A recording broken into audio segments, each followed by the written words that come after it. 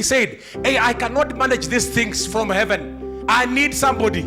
I need people so that I can use them, so that I can manage the world. And that's why he says, I have given you the earth. Have dominion. Have power, authority. He says, be fruitful, subdue. There's nothing that can come before you and you are not able to conquer it, because God has given you everything. But the fruit of the Spirit is what? Is love, is what? Joy, peace, long-suffering, kindness, goodness, and faithfulness is part of the fruit of the Spirit.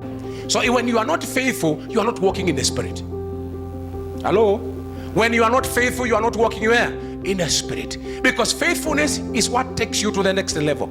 Faithfulness is what opens, and I'm going to show you things here. Faithfulness is what opens doors for you. Number one, faithfulness pays you. Faithfulness pays you. 1 Samuel 23. Let's read together. May the Lord repay every man for his righteousness and his faithfulness. For the Lord delivered you into my hand today, but I would not stretch out my hand and against the Lord's anointed one. Praise the name of the Lord. You are just a steward. Wakati umekasirika, una fujo, wacha kutoa maneno kwa kinywa chako. Learn to contain yourself. Learn to restrain yourself. Because by doing that, that's what David says. May the Lord repay me.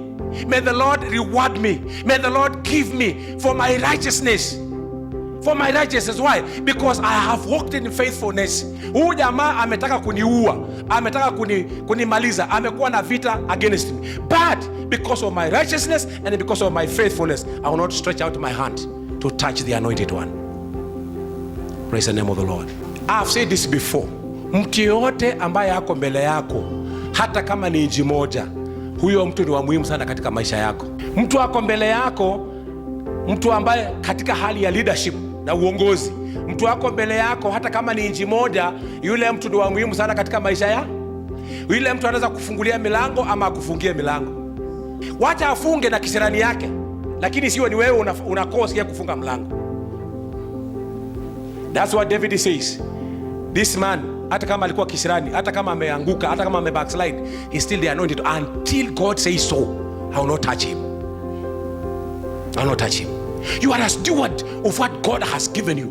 And he says, for you to be called a steward, you must be faithful. And number one, faithfulness will pay you. Number two, faithfulness will defend you. Faithfulness will defend you. When you are faithful, your faithfulness always defends you. Wakati wewe ulikuwa ni mtu uko faithful kwa kila mtu, kwa watu wako, kwa viongozi, kwa kila mahali unaenda, faithfulness will always defend you before the Lord. For the eyes of the Lord run to and fro throughout the whole earth to show himself strong on behalf of those whose hearts are loyal to him. In the other words, he's saying the eyes of the Lord are to and fro in the whole world, looking for somebody whose heart is faithful to him, that the Lord may be sure he's mighty and strong on your behalf.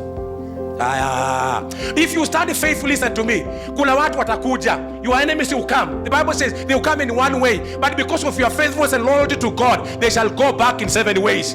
I say they shall run in 7 ways, because it's God who defends you, and it does just come. He comes by the heart of loyalty.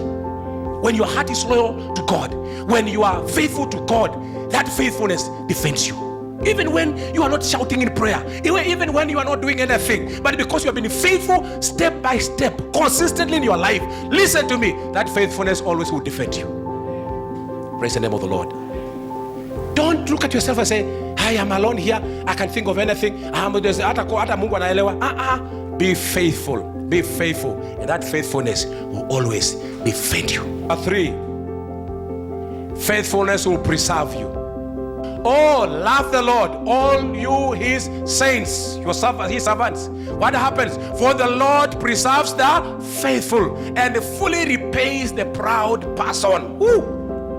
God will always preserve the faithful. He went to Abraham, and Abraham asked this question: if there are only 5, if there are only 10, if there are only 30, if there are only 50, will you destroy? God says, if I find only one who is faithful, I will not destroy.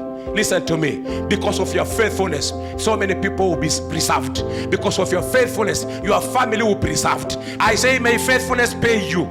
For those who have been faithful in the house of the Lord, who have been faithful in your life, faithful to your boss, faithful to your husband and your wife, faithful to the things that God has given you, faithful to the leadership, whatever you are, may the Lord repay you. I say, may the Lord repay you. The devil is a liar. He has come to take, your things. He has come to take what God has given you. But I stand here as a prophet of God, and I declare in this house, it's not what the devil is touching, it's what God is giving. May he give you again. I say, may he bring to your life again. And be faithful in the way you do things.